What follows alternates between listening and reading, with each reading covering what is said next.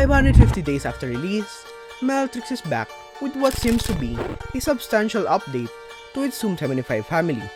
This is the Zoom75 TIGA, and in a world full of brands like UNLTD setting the bar high for a budget board, does the Zoom75 still stack up?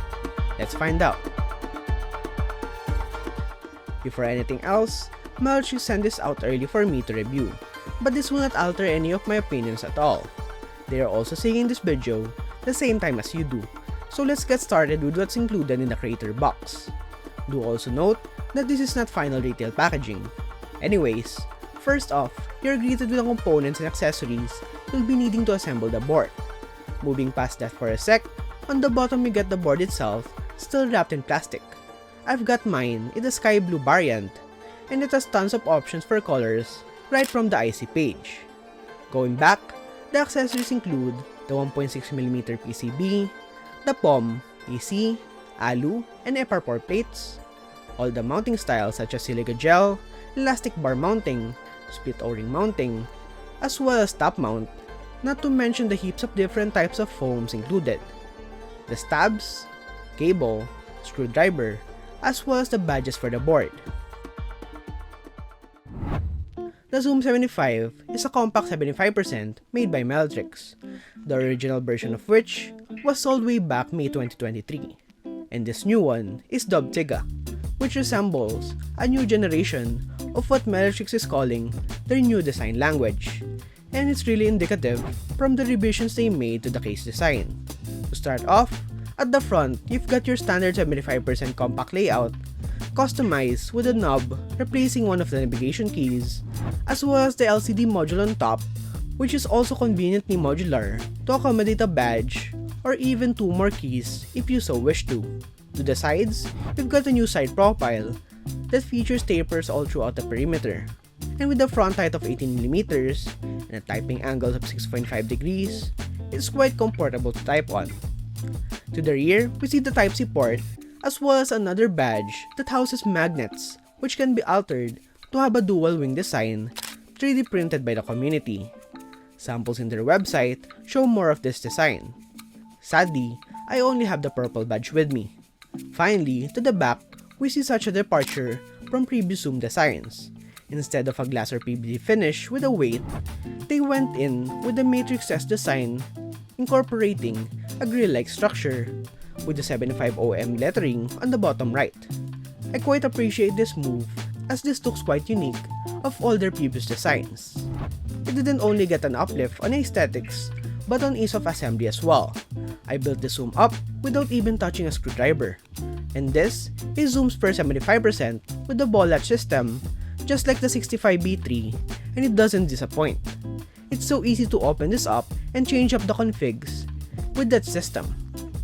Not to mention the addition of magnetic pogo pins for the daughter board, knob module, and LCD module, making it a truly screwless process in assembling.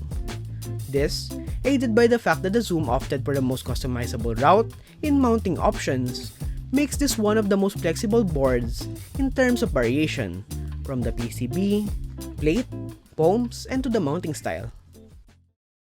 Moving over, I've got no deduction in terms of build quality.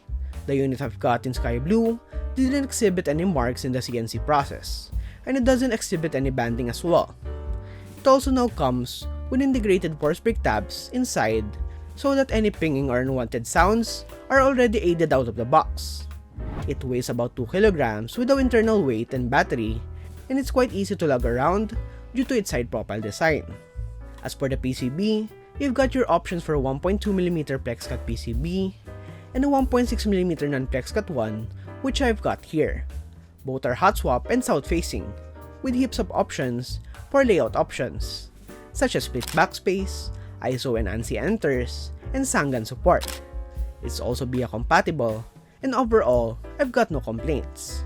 It's a feature-packed PCB for a feature-packed Zoom. Next up, mounting and plates. This is where the customization begins. Moving on over the mounting and plates, you've got yourself so many options for this. Plates include PC, POM, FR4, alu, CF, and brass, with foam options being the standard foam, the cork foam, as well as the poron foam. And finally, for mounting, you've got silica gel mount, which is like gasket mount, elastic bar silicone mounting, split O-ring mounting, and finally top mount.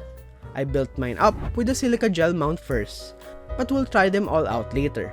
I built this up with Aqua Purple Pros, which is one of my second favorite tactiles, right under MX Browns.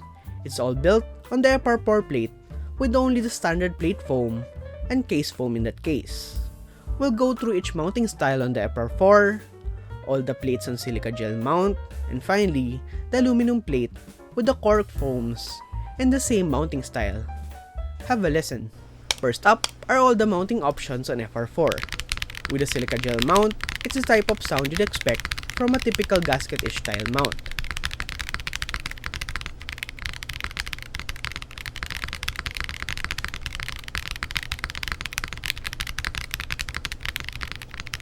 With elastic bar mounting, it's quite similar to the silica gel, but it's a bit more fuller due to its bigger surface area and contact to the case.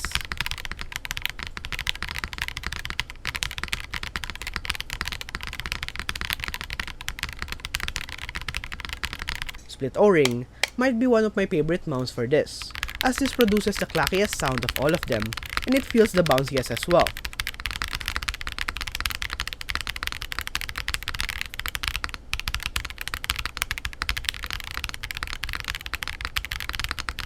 Finally, top mount is what top mount sounds, a bit resonant and stiff, but I do love this configuration as I am biased to top mounting.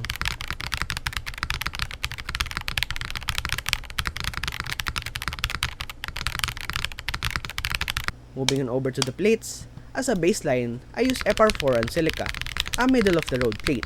Have a listen.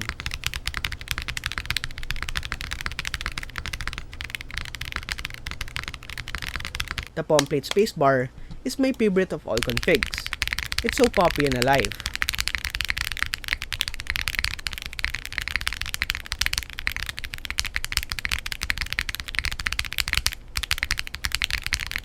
PC plate is better for deeper sounding builds in my opinion, not the one for my Purple Pros.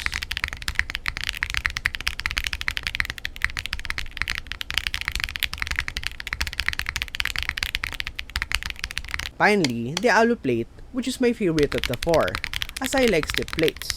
It just gives the switches more material to bounce off.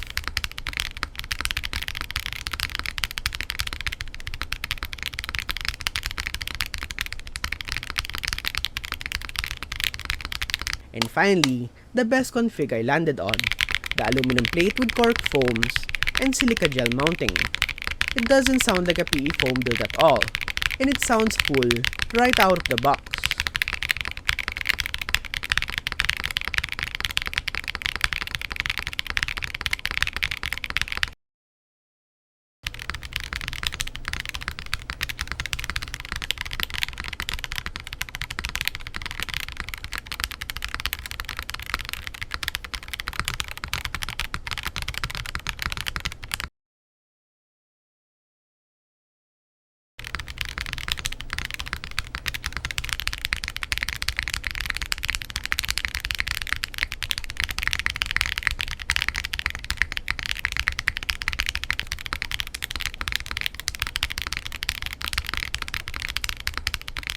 Before closing out, let's talk about the wireless performance and battery life of this board, of which I really have no complaints. They upgraded this from having two 2200 mAh batteries to now having two 4000 mAh batteries on each side of the internal case, making it last a long while. I've also connected this up on my tablet and phone, and it seems to have been working fine as well.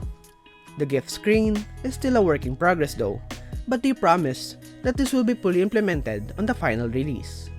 Which leads me to the verdict. For a starting price of $195 USD for the most standard version, going all the way up to $220 USD for the ones with chamfers, the Zoom75 is still a great contender for a fully featured 75% custom keyboard.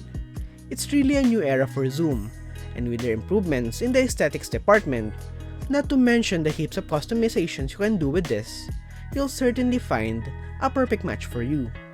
I'll stop rambling now and just summarize these thoughts into one sentence. The Zoom75 lineup is still one of the best budget premium boards out in the market. The OLED screen, knob, pogo pins, and ball latch system is just a cherry on top. This board comes highly recommended. How about you? Would you pick this over the Part 175 from TKD? Or even the Neo 75? Let me know down below. I'm John J. Mueba, and I'll see you in the next video.